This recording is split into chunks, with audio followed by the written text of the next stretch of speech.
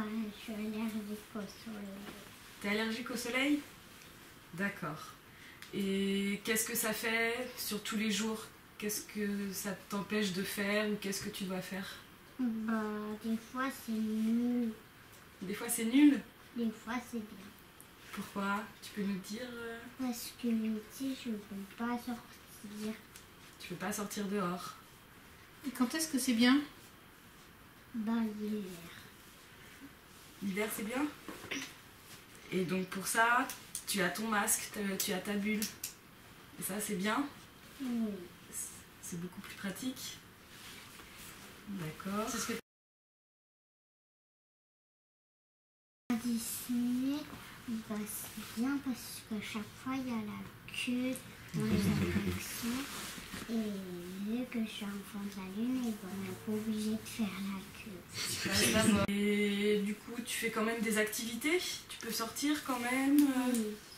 Tu fais quoi? Du poney, de la natation. Comment ça se passe avec les autres enfants? C'est bien? Ok.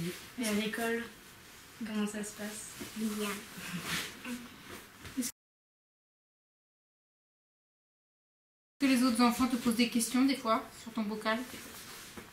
Et qu'est-ce que tu dis? Je ne réponds pas des fois. À l'école ou au centre Régal, tout le monde la connaît, donc les enfants se posent plus de questions. Très vite, les enfants, ils oublient. Quand elle avait ses copines là pour l'anniversaire, elles étaient contentes, elles se disent au revoir, elles se prennent dans les bras, elles font un bisou sur le bocal. Donc les enfants oublient complètement. Les adultes qui connaissent oublient aussi. Donc c'est que quand on est en vacances, quand on est en dehors de Poitiers, que là il y a des réflexions. Sinon on n'en a presque plus. Alors ce sont des enfants qui sont allergiques au soleil, comme vous a dit Olympe. Alors allergiques, leur peau n'est pas fabriquée pour supporter les agressions des UV. Des UV du soleil et des UV des lumières. C'est une maladie qui est génétique, récessive. C'est-à-dire que les deux parents sont porteurs sains de cette mutation génétique. Et lorsqu'ils ont des enfants, ils ont 25% de chance d'avoir un enfant qui est malade. Ça se traduit comment cette maladie? Ils naissent, ils sont tout blancs, tout roses, enfin, ils n'ont pas de taches. Par contre, dès qu'ils vont au soleil, le soleil fait des petites taches sur leur peau. Et si on ne les protège pas, ces taches se transforment rapidement en cancer de la peau.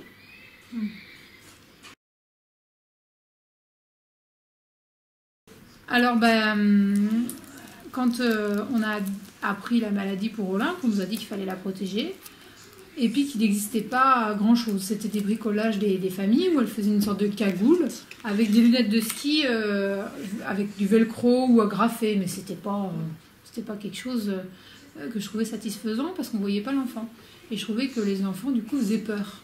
Quand un enfant arrive et on ne voit pas son visage, on a un moment de recul. Donc je bricolais des choses transparentes. Voilà. Puis après on s'est dit, on sera plus fort à plusieurs que tout seul. On va faire un projet avec l'association, des chercheurs, des médecins et puis des étudiants de l'université de Poitiers. Il n'y en a plus. Après beaucoup de souffrance, on va mettre ça au point.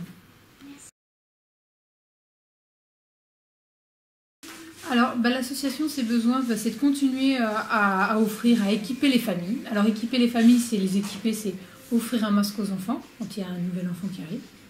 Et puis, c'est l'aider à poser des films sur la maison, des films sur la voiture, et à acheter un dosimètre qui coûte 2800 €. Voilà, et qu'il faut faire réétalonner aux États-Unis. À chaque fois qu'on le fait réétalonner, c'est 500 €. Mais ça nous permet de vivre et de savoir si oui ou non il y a des UV. On va quelque part, on regarde s'il y a des UV. S'il y a des UV, elle n'enlève pas sa bulle. S'il n'y a pas d'UV, elle peut enlever sa bulle.